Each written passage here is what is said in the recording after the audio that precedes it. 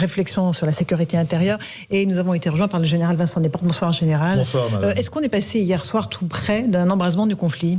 Eh bien, oui, et heureusement que les responsables occidentaux ont fait preuve de recul et de sérénité. Et je trouve que c'est même admirable la façon dont ils ont su attendre les résultats, temporiser et ne pas tomber un peu dans l'excès peut-être que s'est permis le président Zelensky hier. Et quelque part, je pense que cette crise, parce que ça a été une crise qui a duré presque 24 heures, tourne véritablement à l'avantage de l'Occident, l'OTAN et l'Europe, qui apparaît unie, forte, organisée, serein, et qui est quelque part exactement l'inverse de ce que cherchait à faire le président Poutine quand il est rentré dans la guerre. On a bien vu que là, ces 8 mois de guerre ont véritablement... l'Europe était déjà... L'Europe n'est pas unie, mais enfin l'Occident était uni. Et dans cette crise-là, on a vu quelque chose de fort et de beau qui était l'Occident face à la menace. Pour vous, général, la thèse de la défense antiaérienne ukrainienne qui, par erreur, envoie un missile sur la Pologne, elle est crédible.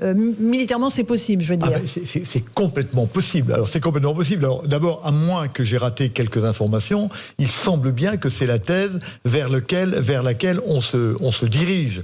C'est complètement possible. Et à l'inverse, si vous voulez, dès que j'ai appris cet événement, donc hier en fin d'après-midi, il m'est apparu que ça ne pouvait pas être une attaque de Moscou.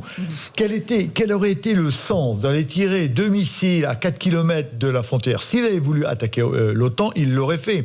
Mais détruire un tracteur polonais ne me semble pas une cible stratégique tout à fait raisonnable. Donc le bon sens stratégique indiquait que c'était probablement pas une attaque, et tout laisse penser maintenant que effectivement ça n'était pas une, c'était juste ce qui arrive à la guerre tout le temps, une bavure, quelque chose qui n'aurait pas dû arriver. Mais la guerre, on ne la maîtrise jamais au niveau stratégique, M. Poutine le sait, mais même au niveau technique, on ne la maîtrise pas. L'immense problème, Thibault de Montbrial, c'est que la Pologne fait partie de l'OTAN et que l'article 5 prévoit que quand un de nos pays est attaqué, il y a une riposte solidaire.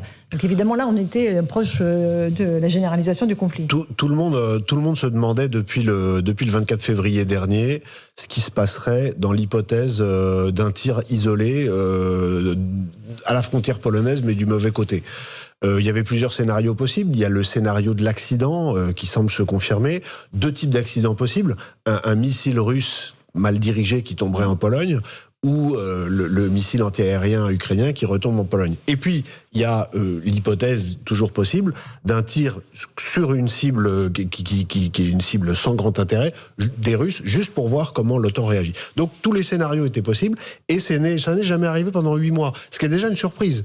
Parce que je me souviens de beaucoup de spécialistes m'expliquant, notamment du renseignement, m'expliquant au printemps que c'était une crainte quotidienne avec des risques de dérapage, des avions qui volent à 500 mètres des frontières, etc.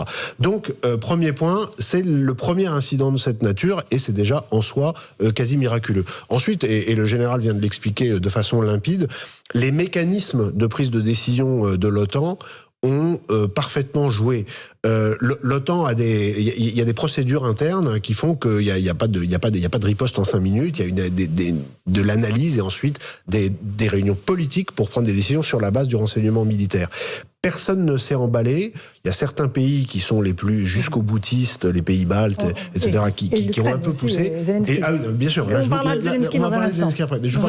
Mais surtout, pour résumer d'un mot, ce qui est profondément rassurant, c'est que moi j'ai eu ce matin au téléphone assez longuement un militaire français qui a été sur le pont, si j'ose dire, cette nuit, et qui m'a dit que ce qui était apparu flagrant, c'est la volonté, dès le début, c'est-à-dire dès le début de l'incident, sans qu'on ait aucune autre information que l'information brute de ce qu'une explosion avait eu lieu à 4 km à l'intérieur de la Pologne, le comportement continu des États-Unis pour apaiser la crise et éviter une escalade. Justement, donc ça c'est très important, parce qu'on a beaucoup parlé des États-Unis, là au moins on a eu un... On va écouter justement le porte-parole du Kremlin, qui a salué, M. Peskov, qui salue la modération américaine. Écoutez M. Peskov.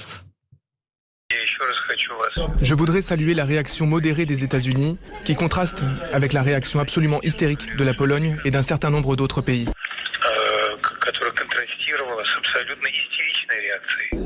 Pourquoi cela s'est-il produit ? Vous devriez adresser cette question à Varsovie, probablement, et demander aux responsables polonais de faire preuve de plus de retenue, d'équilibre et de professionnalisme lorsqu'il parle de sujets aussi sensibles et potentiellement dangereux. Voilà pour le porte-parole du Kremlin. Général Vincent Desportes, vous n'êtes pas d'accord? La Pologne n'a pas surréagi selon vous? Elle a quand même fait décoller ses avions, elle s'est mise en état d'alerte maximum, ce qui est normal. Oui, mais c'est normal. Et elle a pensé à invoquer l'article 4. Et on remarque qu'elle ne l'a pas fait. L'article 4 qui n'est donc pas l'article 5. Qui n'est pas l'article 5. L'article 4 qui prévoit quand il y a un risque et une menace, je demande aux responsables de l'OTAN de se rassembler pour en parler. Donc l'article 4, on l'invoque quand il y a une menace. L'article 5, on l'invoque quand il y a eu une attaque. Donc d'abord, il n'a jamais pensé qu'il y avait une attaque, c'était l'article 4, et même l'article 4 n'a pas été déclenché. Et quand il s'est exprimé en fin de matinée, je crois, il a tout de suite dit, voilà ce que je pense moi, tout n'est pas encore en ma connaissance, mais je crois pouvoir assurer qu'en aucun cas, il s'agit d'une attaque. Et on a noté également que le secrétaire général de l'OTAN, dans cet après-midi, s'exprimait largement dans la presse, et il a dit il n'y a aucune preuve que cela puisse être une attaque délibérée. Donc il y a quelques États, effectivement les États baltes, qui en ont rajouté. La Pologne a pris des mesures de sauvegarde, ce qui est normal. Et elle a pris du recul.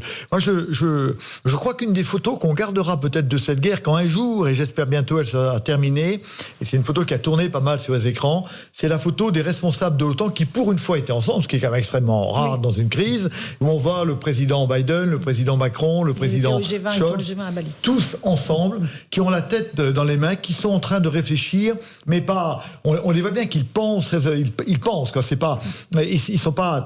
partis dans une colère, etc. Non, ils pensent, ils réfléchissent à la bonne solution, et quelque part, je trouve que c'est extrêmement rassurant. Parlons maintenant de la réaction du président Zelensky, qui est immédiatement à désigner la Russie comme étant la responsable. Il y a quelques instants, il a dit « Nous continuons à maintenir que le missile était russe ». La Maison-Blanche le dément son information. Rien ne contredit la thèse selon laquelle le missile tombé en Pologne provient de la défense ukrainienne. C'est ce que précisent quand même les Américains, tout en disant attention, ce sont quand même les Russes qui sont responsables, parce que c'est à cause d'attaques russes que la défense antiaérienne ukrainienne s'est mise en route. Est-ce que là, on est face à une surenchère du président Zelensky, Thibault de Montbrial, à vos yeux? On sait que l'Ukraine tient par son moral magnifique, mais elle tient aussi parce qu'elle est sous perfusion de l'Occident et en très grande partie des Américains. Donc la grande crainte des Ukrainiens, c'est que, pour des raisons qui peuvent être multiples, et pas forcément liées strictement à la situation en Ukraine, les États-Unis décident de réduire leur aide, voilà. Donc je pense qu'il y a c'est une obsession, et c'est sûr que du point de vue de Zelensky, si jamais l'OTAN était entraînée dans la guerre, ce serait par hypothèse à ses côtés, et à ce moment-là, ça assurerait, pense-t-il, une quasi-victoire à l'Ukraine. Je ne vois que ça. Je pense cependant que parce qu'il y en a aussi quelques-uns qui pensent que c'est le bon moment pour l'OTAN d'aller, alors il n'y en a pas beaucoup, mais il y en a quand même quelques-uns qui disent si on y allait pour finir les Russes, si j'ose dire, parce que je pense qu'ils se trompent assez lourdement sur la tournure que ça risquerait de prendre. Mais Zelensky, il est dans une logique du toujours plus pour ne pas être lâché. Général Desportes. Alors la pire hypothèse, effectivement, ce serait que l'OTAN rentre en guerre, parce que là, ça n'aiderait pas l'Ukraine, parce que le monde risquerait bien d'être détruit totalement. Et donc, évidemment, et dans ces affaires-là, il faut raison garder. Et c'est ce qui s'est passé. Exactement, parce que certains qui possèdent l'arme nucléaire, et qui étaient d'ailleurs tous ensemble à Bali, savent bien ce que c'est qu'une guerre entre l'OTAN et la Russie, jusqu'où ça peut aller. Alors moi, j'ignorais les dernières paroles du président Zelensky, mais je pense que... Il maintient que le missile tombé en Pologne était russe, il le dit là à l'instant. Mais il est très probablement russe. Le problème n'est pas de savoir s'il est russe, parce qu'il est russe, c'est de savoir qui l'a tiré. C'est ça la véritable question. Oui, c'est très vraisemblablement un missile S-300 russe. Alors moi, je pense que M. Zelensky a encore une chance de sortir grandi de cette affaire-là, c'est s'il admet clairement qu'il a fait une erreur d'interprétation. Monsieur Zelensky... Il n'y est pas là. vraiment, il en est loin. Hein, il en est loin. Ouais. Monsieur Zelensky se dit, moi je suis du côté de la vérité, je suis du côté de la clarté, etc. Et donc je crois qu'il gagnerait à dire ok, à admettre cette affaire-là. Moi je pense, on sait bien que monsieur Zelensky, par son discours toujours un peu jusqu'au boutiste, d'une part a obtenu beaucoup de l'Occident, mais d'autre part a quand même irrité beaucoup. Et donc il ne faudrait pas qu'il aille trop loin, parce que ça pourrait se retourner contre lui, donc contre l'Ukraine. Il a d'ailleurs déclaré que la Russie, hier soir, était un État terroriste et qu'il fallait une réaction du G20, que c'était une gifle adressée aux dirigeants du G20. Il pousse évidemment le bouchon très très loin. On peut ajouter 2 mots de contexte peut-être pour mieux comprendre la position du président ukrainien. La première, c'est que depuis le 10 octobre, et en particulier hier, les Russes mettent une pression aérienne absolument terrible sur l'Ukraine par le biais de bombardements, par tout un tas de vecteurs qui sont en train vraiment de casser les infrastructures, notamment de l'eau, d'électricité, etc. Ce qui va aboutir à... Moi, il y a un militaire ce matin qui m'a dit qu'il y avait maintenant un risque de catastrophe humanitaire cet hiver, etc. Donc il y a une tension terrible sur la population civile ukrainienne. Et la deuxième, c'est que il a été révélé, ce qui est assez rare dans ces milieux, que les patrons des services de renseignement russes et américains se sont parlé en Turquie en début de semaine. Et évidemment, ce que doit craindre l'Ukraine, c'est que si les Américains et les Russes se mettent à se parler, à un moment donné, les Américains contraignent les Ukrainiens à négocier sur des bases qui ne sont pas celles que les Ukrainiens veulent. Général Vincent Desport. Très probablement, pour l'instant, le président Zelensky veut continuer. C'est son histoire, c'est lui. Quelque part, il est un peu prisonnier de son personnage. Et quelque part, l'Ukraine, qui est tout à fait admirable, est prisonnière aussi de nouvel être national qu'elle s'est créé qu'elle a créé en se battant comme ça. Donc Zelensky n'a aucune raison de vouloir arrêter la guerre maintenant parce qu'il veut aller jusqu'au bout. Il a d'ailleurs été extrêmement malin dans son discours au G20 où il a pris lui-même le problème des négociations, mais il a posé lui-même, il a préempté le sujet en posant les termes de la négociation et en disant je négocierai à 2 conditions, quand Poutine ne sera plus là et quand je serai revenu aux frontières de 91. C'est-à-dire la Crimée comprise. La Crimée comprise. Bon, et on comprend bien que le président Poutine ne veut pas arrêter la guerre maintenant. Donc, elle ne sera arrêtée que par des pressions extérieures. En gros...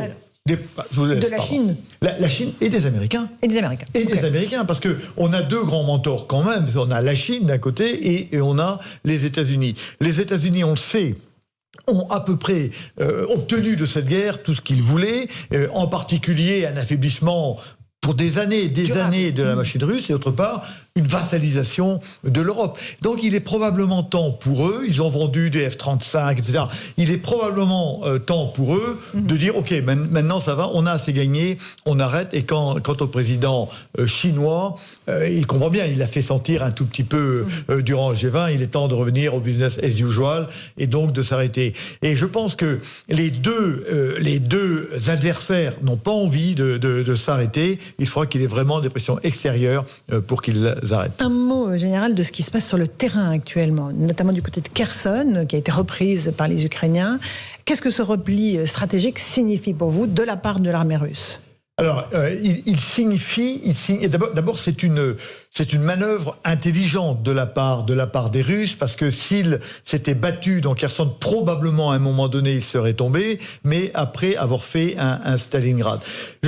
Ça signifie aussi que c'est une bataille qui est très intelligente, parce qu'on remarquera qu'il n'y a pas eu de bataille de Kherson. C'est-à-dire que les Ukrainiens ont créé les conditions, un peu à la Tzu, ont créé les conditions pour que Kherson tombe de lui-même. Ça fait penser à la bataille d'Ulm, dans laquelle Napoléon bat l'armée autrichienne sans même livrer bataille. C'est exactement le même schéma. Ça signifie aussi maintenant que l'armée russe s'est reconcentrée sur la rive orientale du Dniepr, qu'elle a préparé pour une défense ferme. Ça signifie aussi... Pour tenir l'hiver, quoi. Pour tenir l'hiver, pour empêcher. Il est clair que pour les Ukrainiens, aller franchir le Dniepr, à l'endroit où il est le plus large, entre Kherson et Zaporizhzhia, ce serait une manœuvre extrêmement compliquée. Il y a franchir le Dniepr, et après il y a tenir aussi. Et les Ukrainiens auraient autant de difficultés à tenir leur conquête à l'est du Dniepr que les Russes ont eu de difficultés à tenir leur conquête à l'ouest. Donc cette affaire-là va se figer très probablement, et donc on va avoir une relance des opérations qu'on ne connaît pas encore au nord de Zaporijjia, c'est-à-dire après le grand coude du Dniepr, là où le Dniepr a déjà été franchi, et on n'a pas de grande manœuvre de franchissement, de débarquement à faire. Thibault de Montbrial, les militaires français évidemment observent de très très près ce qui se passe. Il y a eu la grande peur de l'utilisation d'une arme nucléaire tactique. Est-ce qu'aujourd'hui on se dit ce risque est écarté ou pas ? Ah non, c'est toujours possible. La question, c'est que quand il y a eu ce retrait russe de Kherson, je rajouterai à ce que vient de dire le général Desportes, c'est parfait. Il y a des gens qui se sont demandé si c'était pas un piège, c'est-à-dire s'ils se retiraient pas pour que les Ukrainiens avancent et ensuite, notamment, faire sauter le barrage qui était en amont sur le Dniepr, même si ça aurait eu des conséquences sur la Crimée et que donc il y a eu une bataille d'experts là-dessus sur le risque. Pour l'instant, ça n'a pas lieu. Moi, le risque de l'utilisation d'armes de destruction massive, nucléaire ou pas, parce qu'il y en a d'autres, et notamment les missiles thermobariques qui ont été utilisés un peu au début et qui ont cessé de l'être, il est toujours prégnant. Moi, ce que je voudrais juste rajouter, parce que sur l'analyse tactique, je pense qu'il c'est mieux de laisser parler le général, juste rajouter une chose, c'est que les médias français, comme les médias occidentaux, ont tendance à beaucoup parler des revers de l'armée russe et à sous-estimer les difficultés de l'armée ukrainienne. Donc les revers de l'armée russe, ils sont incontestables, mais l'armée ukrainienne aussi, qui combat magnifiquement, qui combat sur son territoire avec des gens qui sont de véritables héros, qui se battent pour leur terre et pour leur famille, mais ils sont aussi essoufflés, ils ont aussi besoin de matériel, ils ont aussi des problèmes de recrutement. Je crois c'est la 8e campagne de mobilisation en Ukraine. C'est compliqué pour eux aussi. Et là, tout le monde reprend un peu son souffle sur cette partie du front, parce que je crois qu'au nord, ça bouge encore un peu plus. Et en fait, c'est bien malin qui peut dire ce qui va se passer dans les semaines qui viennent, mais tout est toujours possible, en tout cas de ce qu'on me dit chez mes contacts militaires et du renseignement. Encore un mot général, Vincent Desportes, si vous voulez bien. Les chars Leclerc français sont arrivés en Roumanie, oui. Ça y est. Ils viennent là pour quoi ? Pour montrer la présence française, pour assurer une base arrière. Qu'est-ce qui se passe ? Ils viennent faire ça, et je crois aussi ils viennent quelque part redonner la crédibilité à la parole du président Macron. On a bien vu que le discours courageux du président Macron au début de ce conflit a mal été reçu ou mal été compris par les pays qui craignaient le plus la Russie, et en fait les pays de l'ancien bloc de l'Est. Et que donc aujourd'hui, le dirigeant européen qui a le plus de poids de parole, c'est lui qui peut parler au monde, c'est lui, mais il est un peu seul dans cette Europe, et donc il fait preuve aujourd'hui de davantage de fermeté théorique et matérielle en équipement, etc., vis-à-vis de la Russie, parce qu'il doit absolument renouer le dialogue avec les différents partenaires de l'Europe. Donc il y a un aspect militaire, j'en vois l'effort, je suis solidaire, et puis je montre bien que je suis dans cette démarche d'être avec vous et de ne pas être trop différent de vous, de manière à pouvoir à nouveau prendre le lead dont on a besoin en Europe. Un tout dernier mot sur l'état de l'armée française. Est-ce que nous sommes affaiblis par les livraisons permanentes de matériel à l'Ukraine ? Alors, il est clair que nous sommes affaiblis, mais pas dans beaucoup de domaines, mais dans l'artillerie, on a donné un tiers de notre artillerie, et on a donné la plupart de nos munitions, etc. Le dernier mot, on n'en a pas parlé, il y a les armées, et il y a l'arrière. Et au fond, le problème va probablement se régler à l'arrière. Une armée ne tient que si l'arrière tient. Comment on tiendra à l'arrière ukrainien ? C'est pas évident. Poutine est en train d'essayer de l'affaiblir. Comment on tiendra l'arrière russe ? Personne ne le sait. Comment on tiendra le Kremlin ? On ne le sait pas. Peut-être que la guerre se joue là.